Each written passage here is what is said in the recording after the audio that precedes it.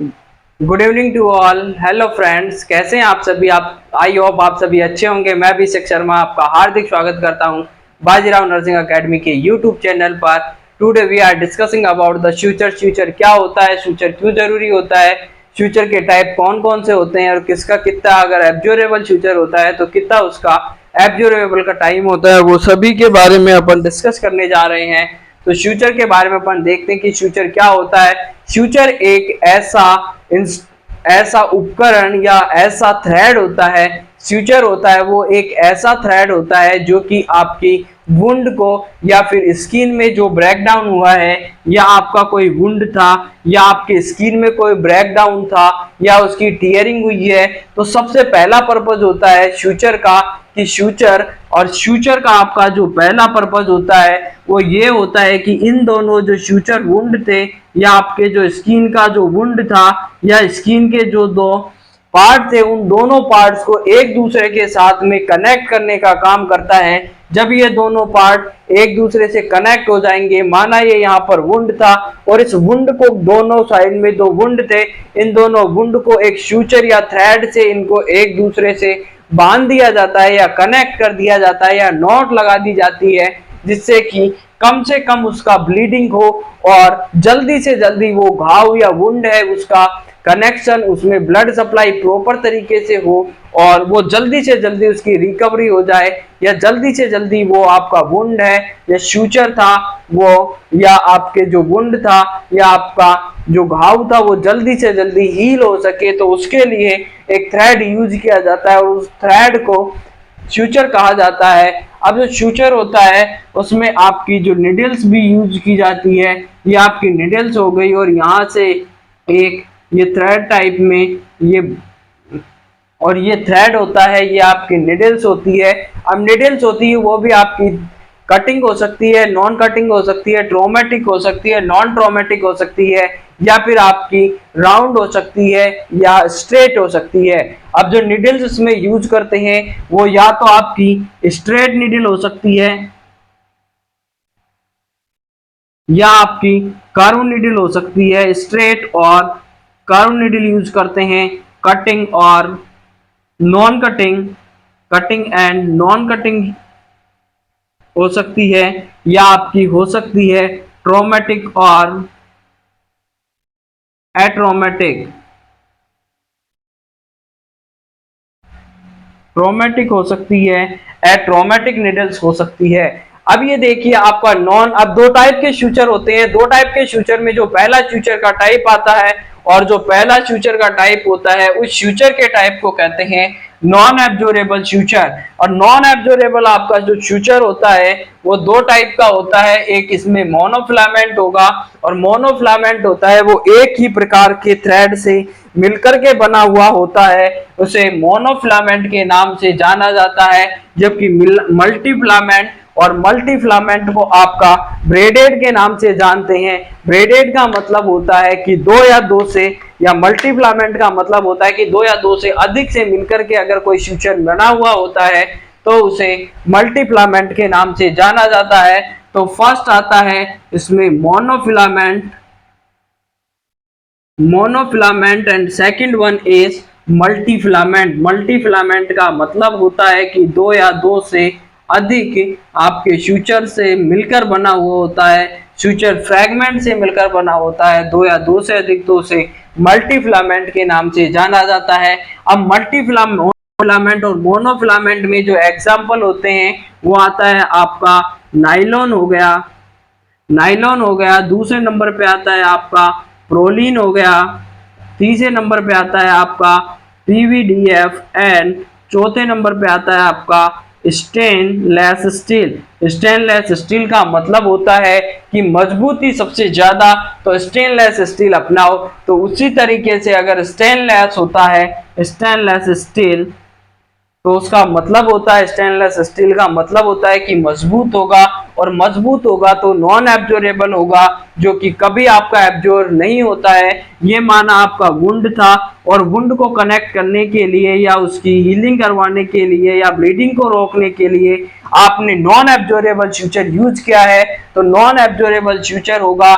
ये आपका कभी भी एब्जॉर्ब नहीं होता है, ये हमेशा नॉन एब्जॉर्ब रहेगा। इसको वापस से आपको कटिंग करके इसको रिमूव करने की आवश्यकता होती है, ये एब्जॉर्ब नहीं होता है। इसलिए कभी भी आपकी इंटरनल कोई सर्जरी होती है, तो जब भी आप इंटरनल सर्जरी में अगर आपको कहा जाता है कि इंटरनल सर्जरी हुई है, इंटरनल ऑर्गन की सर्जरी हुई है, तो हमेशा वहां पर आपको एब्जॉर्बेबल सूचर यूज करना होता है, नॉन एब्जॉर्बेबल सूचर वहां पर यूज नहीं करते हैं। मान लिया मेरे अगर थोरेसिक की अगर कोई सर्जरी हुई है, हार्ट की कोई सर्जरी हुई है या लंग्स में कोई सर्जरी हुई है, और मान लो मैंने अंदर में इंटरनल ऑर्गन में एब्जॉर्बेबल सूचर ना यूज करके नॉन एब्जॉर्बेबल सूचर का यूज कर लिया, तो जिंदगी भर हमेशा के लिए वो कभी गलेगा नहीं, उसका एब्जॉर्प्शन नहीं होगा, और जब एब्जॉर्प्शन नहीं होगा तो वो बाद में जाकर के आपका टिश्यू रिएक्शन कर सकता है। इसलिए हमेशा आपको एब्जॉर्बेबल सूचर यूज करना होता है इंटरनल ऑर्गन की सर्जरी के लिए, या इंटरनल वुंड है तो उसको कनेक्ट करने के लिए या उसकी सूचरिंग के लिए हमेशा आपको एब्जॉर्बेबल सूचर करने की आवश्यकता होती है। और जब भी आप सरफेस पर अगर करते हैं तो सरफेस पर आप नॉन एब्जॉर्बेबल सूचर यूज कर सकते हैं, क्योंकि उनको आप वापस से कटिंग करके उनको रिमूव कर सकते हैं। इसलिए हमेशा आपको इंटरनल ऑर्गन की सर्जरी के दौरान या कट जब भी उसका सूचरिंग करते हैं तो आपको एब्जॉर्बेबल सूचर यूज करना होता है, नॉन एब्जॉर्बेबल सूचर यूज नहीं करते हैं। तो जो आपका नायलॉन होता है, और नायलॉन का जो एग्जाम्पल होता है वो होता है पॉलीएमाइड। पॉलीएमाइड होगा इसका एग्जाम्पल, जबकि प्रोलीन होता है, प्रोलीन का दूसरा नाम होता है poly, P for poly, P for prolene and P for polypropylene.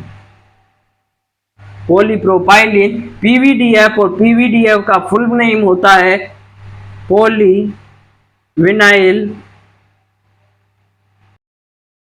टेनेफ्लोराइड।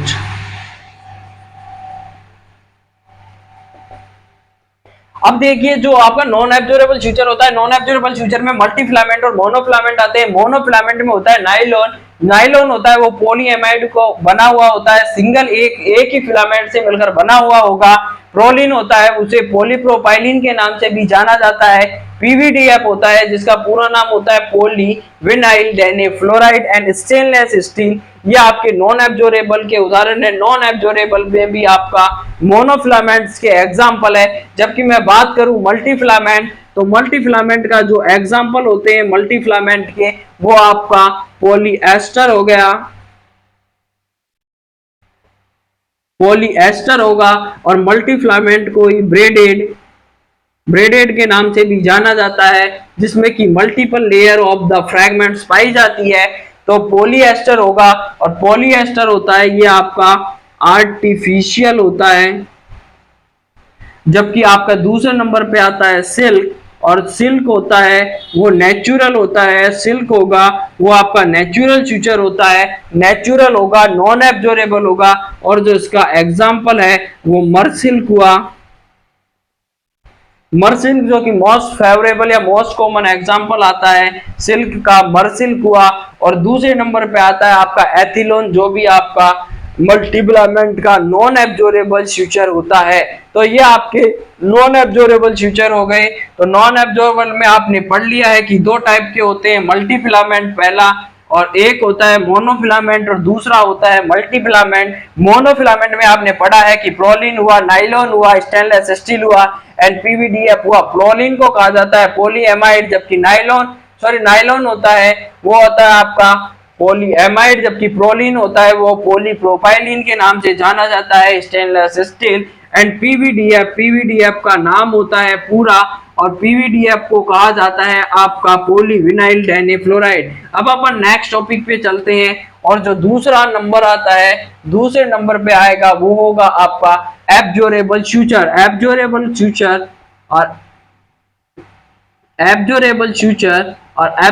Suture का मतलब होता है कि ऐसे फ्यूचर जो कि कुछ समय के बाद अपने आप एब्जॉर्ब हो जाते हैं, एब्जॉर्बेबल फ्यूचर के नाम से जाना जाता है। ऐसे फ्यूचर जो कि कुछ समय के पश्चात या कुछ टाइम इंटरवल के बाद अपने आप स्वतः ही ये एब्जॉर्ब हो जाते हैं, उन्हें एब्जॉर्बेबल फ्यूचर के नाम से जाना जाता है। इसमें भी वही आपका मोनोफिलामेंट होगा और मल्टीफिलामेंट एंड मोनोफिलामेंट दो टाइप के, ये भी दो टाइप के पाए जाते हैं। Monofilament first and second one पर वही आपका मल्टी फिलामेंट होगा।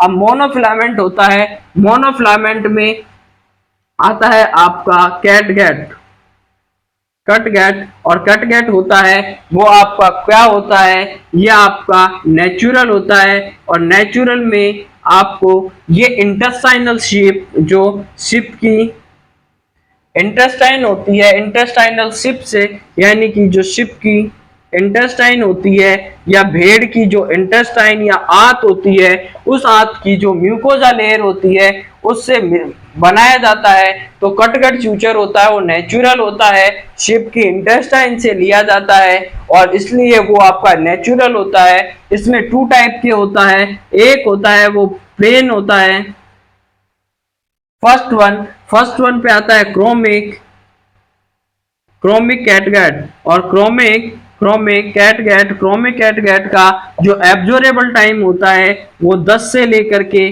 40 दिन में एब्जॉर्ब हो जाएगा, यानी इसका एब्जॉर्बेबल टाइम होता है वो 10 से 40 दिन का होता है। जबकि दूसरे नंबर पे आता है आपका प्लेन कैटगैट, और प्लेन कैटगैट का जो एब्जॉर्बेबल टाइम होता है वो 5 से लेकर के 10 दिन का, इसका 5 to 10 डेज का इसका एब्जॉर्बेबल टाइम होता है। यानी 5 से 10 दिन के बाद ये स्वतः ही स्पॉन्टेनियसली अपने आप ही ये एब्जॉर्ब हो जाता है। ये प्लेन कैटगैट होता है। और एग्जाम में क्वेश्चन आता है कि ऐसा कौन सा फ्यूचर होता है जो कि हाईली टिश्यू रिएक्टिव होता है।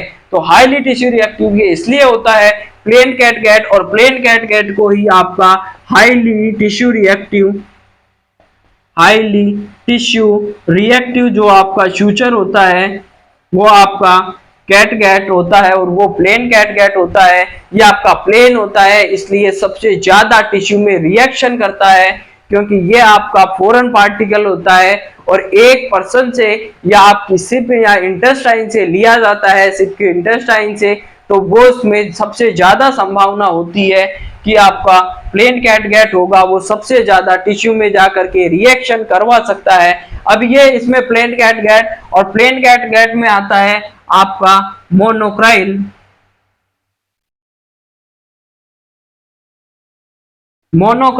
और मोनोक्राइल को ही नाम से जाना जाता है मोनोक्राइल, और मोनोक्राइल में आता है पॉलीग्लाइकैप्रोन,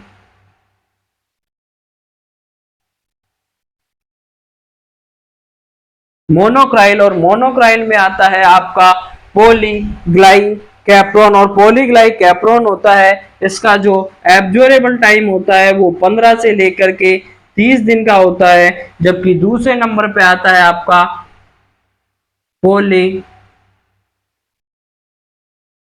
पॉलीडायक्सोन, और पॉलीडायक्सोन का जो एब्जॉर्बेबल टाइम होता है पीडीएस, जिसे कि पीडीएस के नाम से जाना जाता है, और इसका सबसे ज्यादा एब्जॉर्बेबल टाइम होता है, और इसका एब्जॉर्बेबल टाइम होता है वो 96 डेज का इसका एब्जॉर्बेबल टाइम होगा। पॉलीडायक्सोन होता है, पॉलीडायक्सोन का जो एब्जॉर्बेबल टाइम होता है वो 96 डेज का होता है। जबकि आपका मोनोक्राइल होता है जिसे कि पॉलीग्लाइकैप्रोन के नाम से जाना जाता है, इसका एब्जॉर्बेबल टाइम होता है वो 15 से 30 दिन का होता है। अब दूसरे नंबर पे आता है मल्टीफिलामेंट, और मल्टीफिलामेंट में आते हैं वाइक्राइल एंड वाइक्राइल रैपाइड। वाइक्राइल एंड वाइक्राइल होता है, वाइक्राइल को पॉलीग्लाइकोलिक एसिड पीजीए मोनोफिलामेंट में हो गए। अब मल्टीफिलामेंट की मैं बात करूं तो मल्टीफिलामेंट में आता है आपका वाइक्राइल एंड वाइक्राइल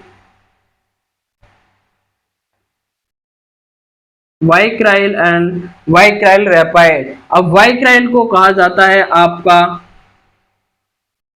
पॉलीग्लाइकोलिक एसिड या पीजीए ए पॉलीग्लाइकोलिक एसिड या पीजीए के नाम से जाना जाता है, और जो उसका एब्जॉर्बेबल टाइम होता है, उसका एब्जॉर्बेबल टाइम होगा वो आपका होता है 56 डेज का एब्जॉर्बेबल टाइम होता है, वो 56 डेज का एब्जॉर्बेबल टाइम होता है। मल्टीफिलामेंट, और मल्टीफिलामेंट में आता है वाइक्राइल एंड वाइक्राइल रेपाइड। वाइक्राइल होता है उसका जो एब्जॉर्बेबल टाइम होता है, या उसको पॉलीग्लाइकोलिक एसिड के नाम से जाना जाता है, और इसका जो एब्जॉर्बेबल टाइम होता है वो आपका 56 दिन का होता है। जबकि वाइक्राइल रेपाइड, जिसे पॉलीग्लाइक्टिन के नाम से जाना जाता है, वाइक्राइल रेपाइड और वाइक्राइल रेपाइड को पॉली ग्लाइक्टिन के नाम से जाना जाता है, और इसका एब्जॉर्बेबल टाइम होता है वो 21 डेज का होता है। अब देखिए अपन देखते हैं कि आपने नॉन एब्जॉर्बेबल फ्यूचर पढ़े थे, नॉन एब्जॉर्बेबल के बाद में पढ़ते हैं आप एब्जॉर्बेबल फ्यूचर। और एब्जॉर्बेबल फ्यूचर में मोनोफिलामेंट एंड मल्टीफिलामेंट टू टाइप के होते हैं। मोनोफिलामेंट होता है एक ही फिलामेंट से मिलकर के बना होता है, जबकि मल्टीफिलामेंट होता है दो या दो से अधिक प्रकार के फिलामेंट या आपके फ्यूचर मटेरियल से या फ्यूचर से मिलकर के बना हुआ थ्रेड होता है, उसे मल्टीफिलामेंट के नाम से जाना जाता है। मोनोफिलामेंट में आता है कैटगैट, जो कि नेचुरल होता है, इंटेस्टाइनल शिप यानी कि शिप की इंटेस्टाइन से प्राप्त किया जाता है। म्यूकोजा लेयर या सबम्यूकोजा लेयर से ये मिलकर के बनाया हो जाता है।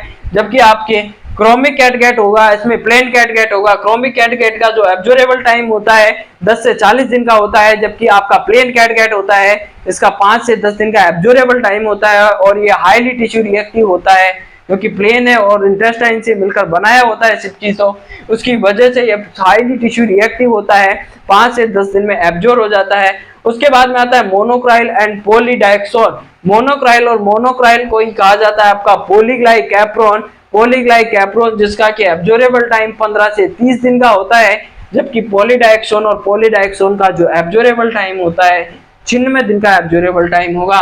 उसके बाद में मल्टीफिलामेंट की मैं बात करूं तो मल्टीफिलामेंट में आपका आता है वाइक्राइल एंड वाइक्राइल रेपाइड। वाइक्राइल होगा जिसे पॉलीग्लाइकोलिक एसिड या पीजीए के नाम से जाना जाता है, और इसका एब्जॉर्बेबल टाइम होता है वो 56 डेज का यानी कि 56 दिन का इसका एब्जॉर्बेबल टाइम होता है। जबकि वाइक्राइल रेपाइड होता है वो पॉलीग्लाइकिन के नाम से जाना जाता है, और जो इसका एब्जॉर्बेबल टाइम होता है वो आपका 21 डेज का इसका एब्जॉर्बेबल टाइम होता है।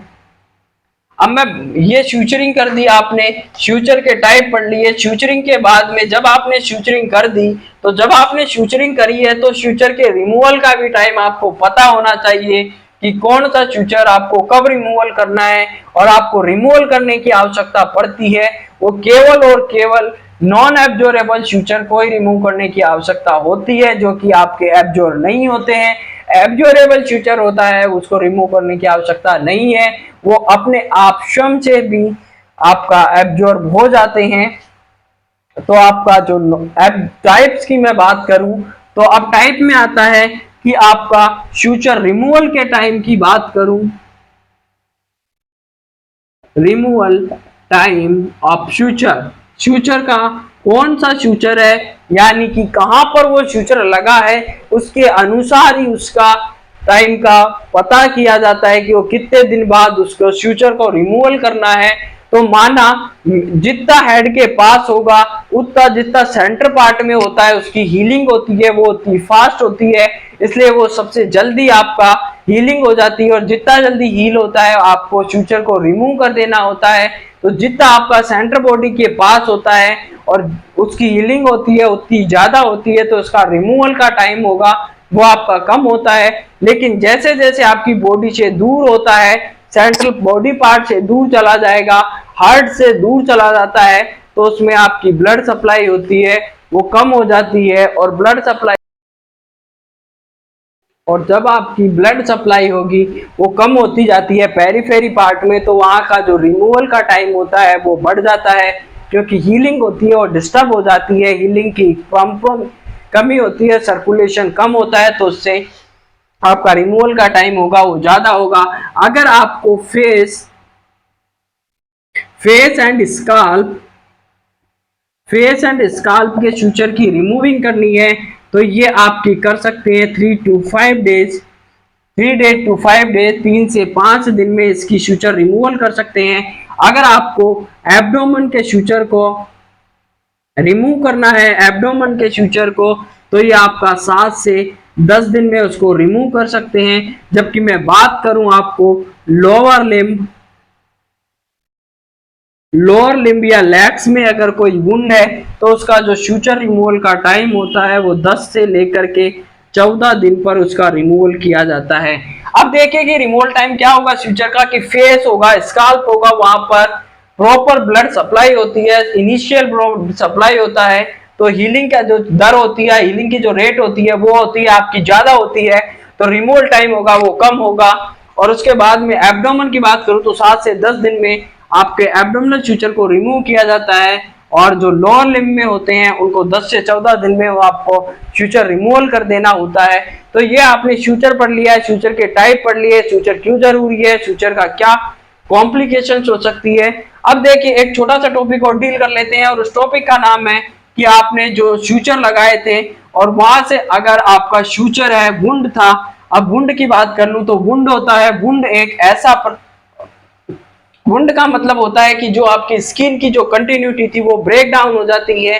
अगर स्किन की जो कंटिन्यूटी थी वो ब्रेक डाउन हो गई, ये पहले स्किन था, ये नॉर्मल स्किन था, लेकिन अगर कोई वुंड हुआ या इंजरी हुई या कोई चोट लगी उसकी वजह से अगर स्किन का ब्रेक डाउन हो गया, और यहाँ से अब ये स्किन का ब्रेक डाउन हुआ और यहाँ से ब्लीडिंग होने लग गई है, तो जो स्किन का ब्रेक डाउन हो गया उस स्किन के ब्रेक डाउन को वुंड के नाम से जाना जाता है।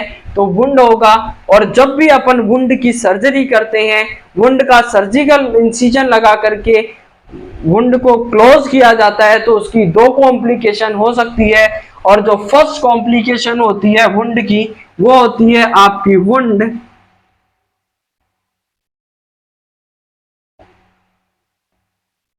डेसिएंस। और वुंड डेसिएंस, डेसिएंस का मतलब डी से आपको याद रखना है कि डेसिएंस का मतलब होता है वुंड, और वुंड का मतलब होता है वुंड, और वुंड होगा और उसकी जो डेसिएंस होती है, डेसिएंस का मतलब होता है कि दूर दूर हो जाना।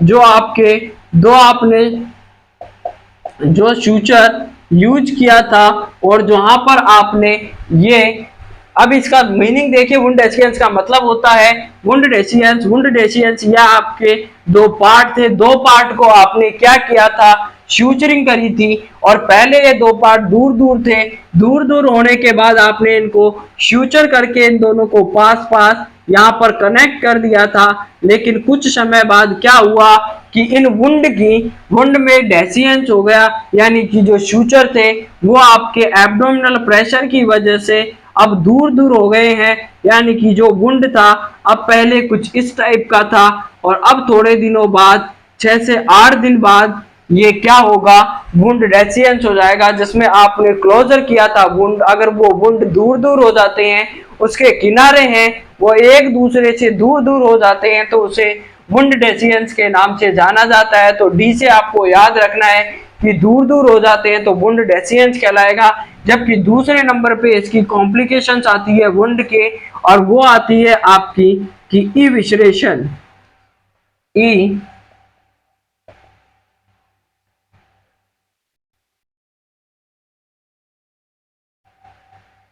ई विश्लेषण।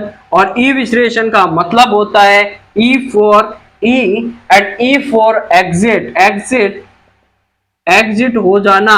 एग्जिट हो जाना का मतलब होता है कि वुंड,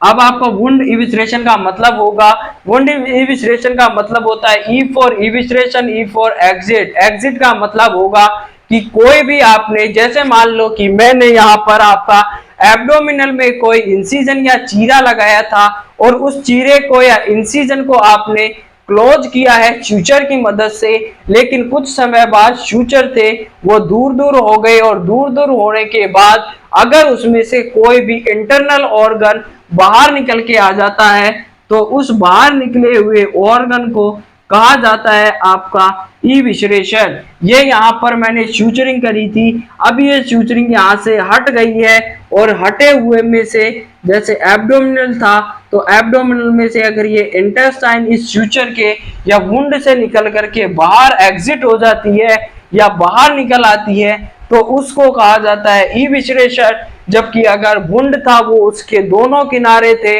वुंड एजेस होते हैं वो अगर दूर दूर हो जाते हैं तो उसे वुंड एक्सचेंज के नाम से जाना जाता है। जबकि अगर आपका वुंड इविसरेशन का मतलब होता है कि अगर उसमें से कोई भी इंटरनल ऑर्गन निकल करके बाहर आ जाता है वुंड से तो उसे वुंड इविसरेशन के नाम से जाना जाएगा। ये आपका टॉपिक अति महत्वपूर्ण टॉपिक था जो आपका कंप्लीट होता है कि महफिल भी रोएगी हर दिल भी रोएगा, महफिल भी रोएगी हर दिल भी रोएगा, डूबेगी मेरी कश्ती तो साहिल भी रोएगा, इतना प्यार बांटूंगा इस दुनिया में ऐ मेरे दोस्त कि मेरे मरने के बाद मेरा आशिक तो क्या मेरा कातिल भी रोएगा, मेरा कातिल भी रोएगा। कि जो आपका पहचान से मिला हुआ काम आपको कुछ दिनों के लिए रहता है लेकिन आपको जो काम से मिली पहचान आपकी आजीवन रहती है। तो नाम से कमाया हुई पहचान आपकी कुछ दिनों के लिए रहती है लेकिन काम से बनाई हुई पहचान आपकी आजीवन रहती है।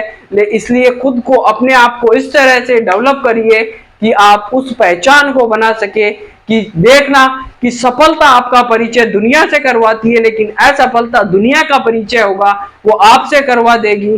सभी के पास 24 घंटे का दिन होता है लेकिन किसी को प्यार करके पति बनने का शौक है तो किसी को मेहनत करके करोड़पति बनने का शौक है। इसलिए ये खुद डिसाइड करे कि आपको पति बनकर रहना है या आपको करोड़पति बनकर के रहना है। मैं ये नहीं कहता कि आप पति फर्ज का या अपना किसी से प्यार मत करिए, प्यार करिए लेकिन प्यार के साथ साथ अपनी पढ़ाई भी जारी रखिए।